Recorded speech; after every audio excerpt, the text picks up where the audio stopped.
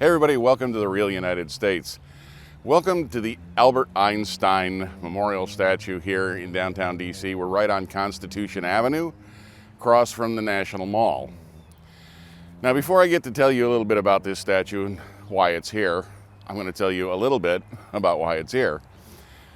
Here next to it, this big stone building, is the National Academy of Sciences. And again, we're about 2 or 3 blocks from the White House here on Constitution Avenue. The National Academy of Sciences, private, nonprofit organization that gives scientific advice or information to the public and to the government especially. Founded in 1863, by the way, by an act of Congress at the authorization of President Lincoln during the height of the Civil War.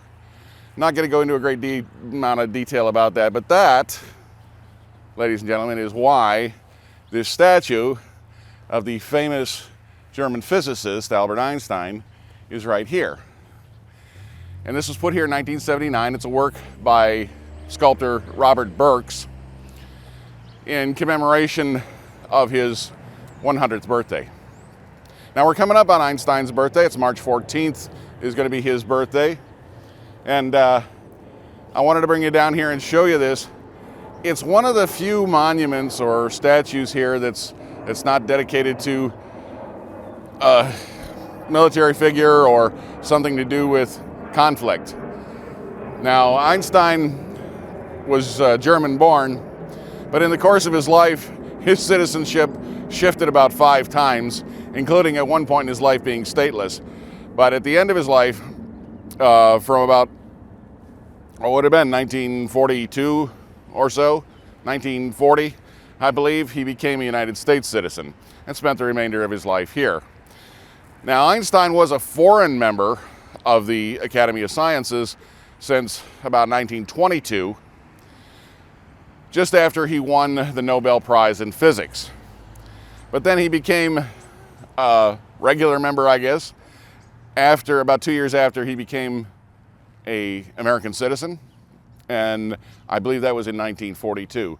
So they certainly wanted to honor him here in front of the National Academy. Now this is a beautiful big bronze statue, and let me show you just how big it is.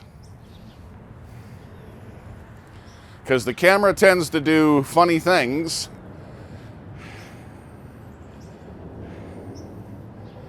And that is one big Albert.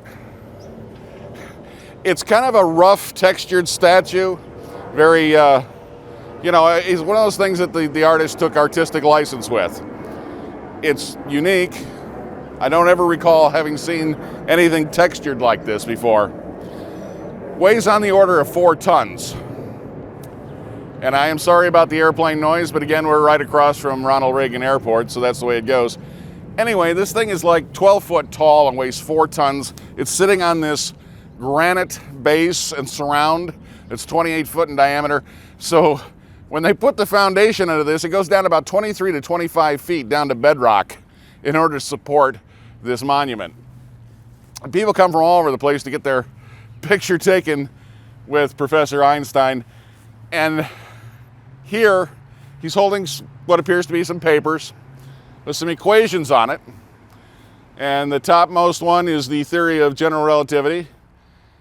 And in the middle, I'm going to say that is the photoelectric equation. And then, of course, E equals mc squared, the famous equation for the equivalency between matter and energy. And his signature on the bottom. And you can see that it's all polished smooth, where people have come and sat on his lap to have their picture taken. It's pretty impressive to stand next to. It's gigantic. And it's a beautiful thing. There's a lot of his quotes and information inscribed in the granite all the way around the outside. We'll take a minute, we'll give you some footage of that.